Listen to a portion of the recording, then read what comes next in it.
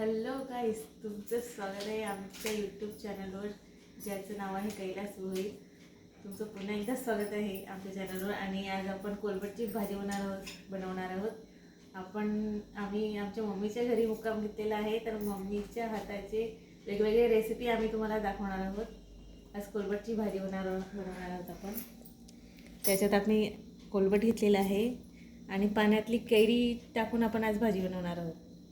आणि याच्यात कांदा टाकूया, मिरची आणि टोमॅटो. तर तेल तापत ठेवलेलं आहे. आता त्याच्यात कांदा टाकूया.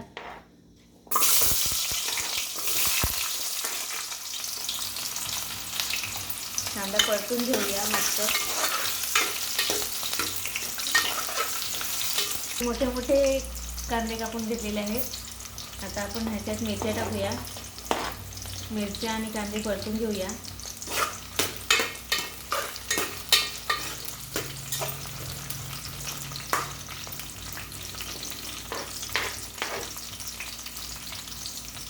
आता आपण ह्याच्यात टोमॅटो पण टाकून घेऊया आणि टोमॅटो परतून घ्यायचे आहेत.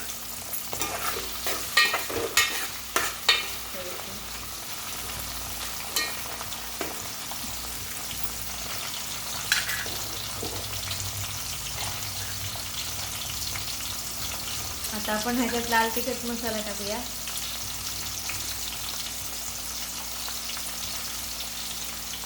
तुम्हाला जेवढं तिखट पाहिजे तेवढा मसाला तुम्ही टाकू शकता. आता हळद टाकूया.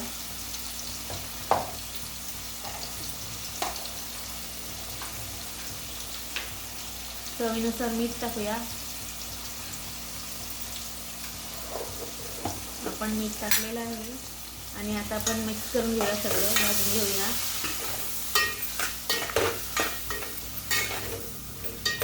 एकदम टेस्टी अशी आपण कोलबटची भाजी बनवणार आहोत. एकदम टेस्टी लागेल. आपण ह्याच्यात पाण्यातला आंबा टाकून घेऊया, कैरी.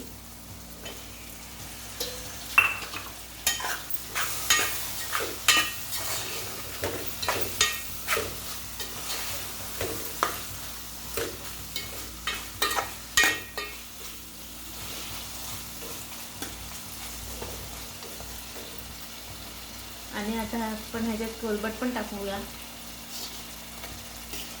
एकदम मस्त कोलबट आणलेला आहे आमच्या घरी.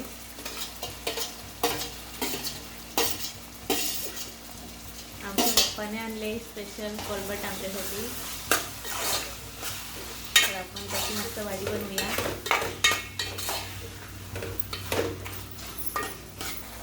तर हे आपण 2 मिनिटं ठेवलेलं आहे कोलबट टाकून. आणि आता आपण ह्याच्यात पाणी टाकून घेऊया.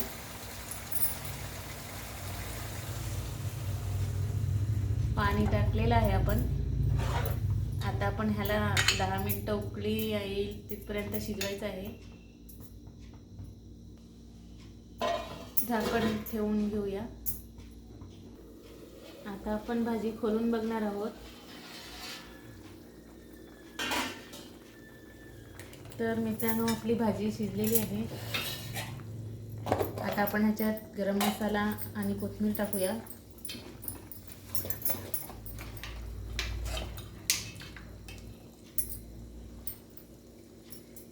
हा गरम मसाला आहे, घरगुती गरम मसाला. आणि दुसरा एक गरम मसाला आहे.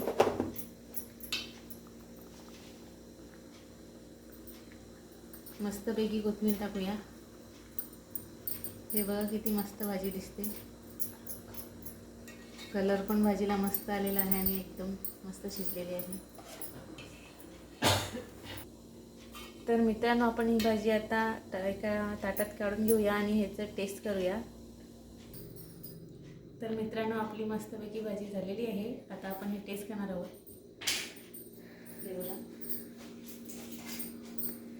एकदम मस्त सुगंध येत आहे भाजीचा.